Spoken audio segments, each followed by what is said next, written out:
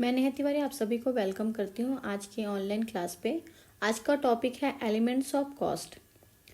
Element of cost होता क्या है, पहले हम इस बारे में जानकारी प्राप्त करते हैं।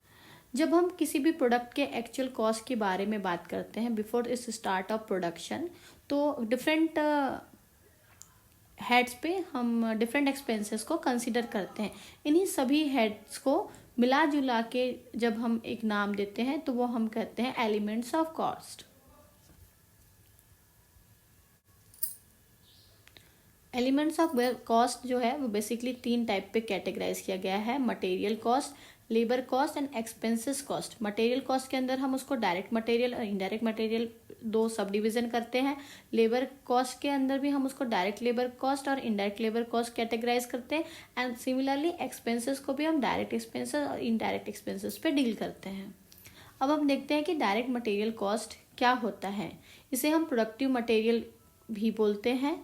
जो मटेरियल किसी भी प्रोडक्ट के प्रोडक्शन में एक्चुअली इन्वॉल्व होता है, या हम यह कहें कि उसी ही मटेरियल को शेप या डायमेंशन देके फिनिश प्रोडक्ट बनाया जाता है, उसे उसका डायरेक्ट मटेरियल कहा जाता है। और इसके लिए हम उस मटेरियल का डायरेक्ट मटेरियल कॉस्ट एस्टिमेट करते हैं। एग्जाम्पल के लिए अगर मैं आपको बताऊं तो हम देख सकते हैं कि ऑटोमोबाइल इंडस्ट्रीज पे जो इंजन हम कारों में यूज करते हैं वो मोस्टली कास्ट आयरन का बना होता है। तो यहाँ पे डायरेक्ट मटेरियल उस इंजन के लिए कास्ट आयरन का ब्लॉक कहलाया जाएगा। अब मैं आती हूँ इनडायरेक्ट मटेरियल पे कि एक्चुअली इनडायरेक्ट मटेरियल होता क्या है। तो वो मटेरियल जो आपके फिनिश प्रोडक्ट को प्राप्त करने के लिए हेल्प करते हैं, है ना, हेल्पिंग मटेरियल जो होते हैं उसे हम इनडायरेक्ट मटेरियल कहते हैं। एग्जांपल के लिए जब हम इंजन ब्लॉक को इंजन में फिनिश प्रोडक्ट जो इंजन हमारा मिलता है उसमें हम कन्वर्ट करते हैं, उसके लिए हम मशीन में कूलेंट डालते हैं, कुछ कॉटन्स डालते हैं, आपके जो वेस्ट होते हैं उसको साफ करने के लिए रुई के कपड़ों से हम साफ करते हैं, है ना, लुब्रिकेंट्स डालते हैं। ठीक है, तो ये सब हमारे जो है वो इनडायरेक्ट मटेरियल पे कंसिडर होते हैं। जैसे आप कभी वर्कशॉप पे लेथ पे काम करते हो तो आपको एक माइल्ड स्टील का बार दिया जाता है वर्कशॉप में, जिसको आप कन्वर्ट करके उस पर टर्निंग या स्टेप टर्निंग का करते हो। तो वो जो माइल्ड स्टील का बार दिया जाएगा वो आपके लिए डायरेक्ट मटेरियल होगा। और लेथ की मशीन को प्रॉपर रन कराने के लिए आप जो कूलेंट, ग्रीस, है ना, वो यूज करेंगे, that is your indirect material. I think अब आपको ये थोड़ा और अच्छे से समझ में आएगा कि डायरेक्ट मटेरियल और इनडायरेक्ट मटेरियल कैसे है। नेक्स्ट टॉपिक है हमारा जो है वो है लेबर। जो सेकेंड एलिमेंट ऑफ कॉस्ट है दैट इज योर लेबर। तो लेबर को भी हमने डायरेक्ट और इनडायरेक्ट में कैटेगराइज किया है कि direct labour cost and indirect labour cost. Direct labour cost को प्रोडक्टिव लेबर भी कहा जाता है, क्योंकि ये वो वर्कर होते हैं जो डायरेक्ट इन्वॉल्व होते हैं आपके फिनिश ऑब्जेक्ट को प्राप्त करने के लिए। जैसे आप आपके वेल्डिंग शॉप में एक वेल्ड बनाते हैं तो एक वेल्डर होता है जो प्रॉपरली उस ऑब्जेक्ट को पूरा करता है। तो जो आपका वेल्डर होगा that is your direct labour. वहीं पर जो सुपरवाइजर होगा, इंस्पेक्टर होगा, जो चेक करेगा कि काम हुआ कि नहीं हुआ, है ना, जो चौकीदार है जो उस कारखाने की निगरानी करेगा, जो सेल्स वाला है जो उसको प्रमोट करेगा, ये सब आपके इनडायरेक्ट है। ये उस मशीन पे या उस मटेरियल को फिनिश ऑब्जेक्ट प्रोवाइड करने पे डायरेक्ट काम नहीं करते, बट हाँ ये आपको सपोर्ट करते हैं उस प्रोसेस को सुचारू रूप से चलाने के लिए।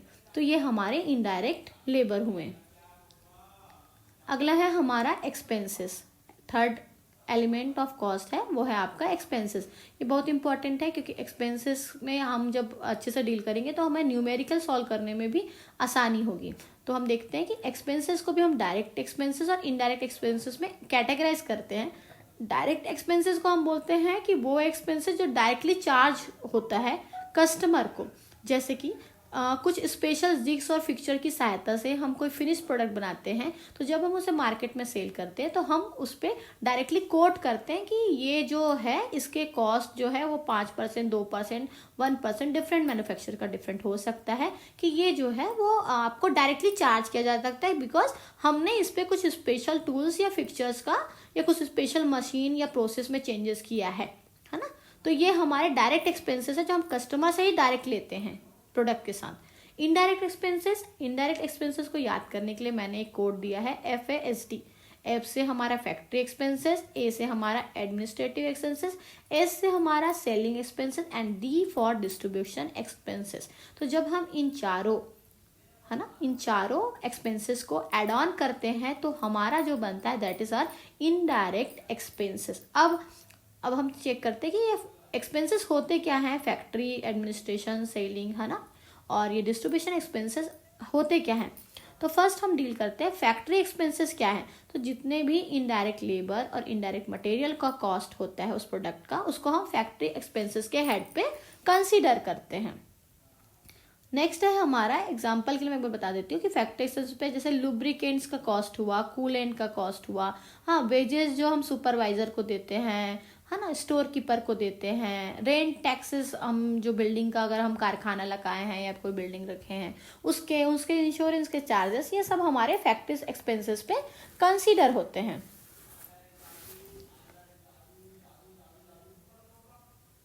अगला है हमारा एडमिनिस्ट्रेटिव एक्सपेंसेस, जिसको हम ऑफिस एक्सपेंसेस भी कहते हैं। इसके अंदर कौन कौन से चीज़ें आती हैं हम उस पर बात करते हैं। एग्जांपल के लिए जितने भी सैलरीज हम जनरल मैनेजर को, है ना, मैनेजिंग डायरेक्टर को, सेक्रेटरी को एंड अदर ऑफिस स्टाफ जो हमारे हैं उनको हम जो पेड करते हैं वेजेस, वो उसके अलावा टेलीग्राम, टेलीफोन के चार्जेस, कंप्यूटर के अगर कुछ खराब हो गया तो उसकी मरम्मत के चार्जेस, रिपेयर कॉस्ट, है ना, और even depreciation of office building जो है आपका कारखाना या ऑफिस बिल्डिंग पे, उनके डिप्रेशिएशन अमाउंट को भी हम अगर कंसिडर करना चाहें तो हम उसको एडमिनिस्ट्रेटिव एक्सपेंसेस पे कंसिडर करते हैं। कभी कभी न्यूमेरिकल पे या थ्योरी में अगर आपको देखें तो ये ऑफिस एक्सपेंसेस के अंदर भी आता है और इसे हम ऑफिस एक्सपेंसेस भी कहते हैं। अगला है हमारा सेलिंग एक्सपेंसेस। सेलिंग एक्सपेंसेस को हम ऐसे बोल सकते हैं कि जितने भी सेल्स डिपार्टमेंट की सैलरीज हैं और एडवर्टाइजिंग एक्सपेंसेस जो हैं, आपने कोई प्रोडक्ट बनाया, आपको उसको मार्केट पे सेल आउट करना है तो आपको पहले उसका एडवर्टाइजमेंट करना पड़ेगा, तो वो जो लागत आएगी, है ना, आप एजेंसीज एक्सपेंसेस करेंगे, जितने भी अलग एजेंसीज आप हायर करेंगे, क्योंकि हर काम तो आप अपने एम्प्लॉय से नहीं करा पाते, कुछ कामों के लिए हमको एजेंसी हायर करनी पड़ती बड़ी बड़ी इंडस्ट्रीज पे, तो वो सब एक्सपेंसेस जो है वो सेलिंग एक्सपेंसेस के अंदर कंसिडर होगा। Distribution expenses, all the expenses made on holding finished stock, dispatching them to the customer and packing cost etc। कहने का मतलब ये है कि यहाँ तक के जितने सेलिंग एक्सपेंसेस है वो तो चले गए, उसके अलावा उस प्रोडक्ट को कस्टमर के दरवाजे तक, है ना, आप कैसे पहुँचाते हो, उसको डिस्पैच करते हो, आपको उसको डिस्ट्रीब्यूट करवाते हो, है ना, उसकी पैकेजिंग के जो कॉस्ट होते हैं, ये सब जो है वो डिस्ट्रीब्यूशन एक्सपेंसेस के अंदर कंसिडर किया जाएगा। तो ये है हमारे एलिमेंट्स ऑफ कॉस्ट। एक बार समराइज करते हैं, material cost, labour and expenses, तीनों कॉस्ट को फिर फर्दर डिवाइड किया गया है डायरेक्ट और इनडायरेक्ट में तीनों के, और इसके अंदर और सब डिवीजन है। तो ये आपकी थ्योरी है जो जनरली हर बार पूछा जाता है।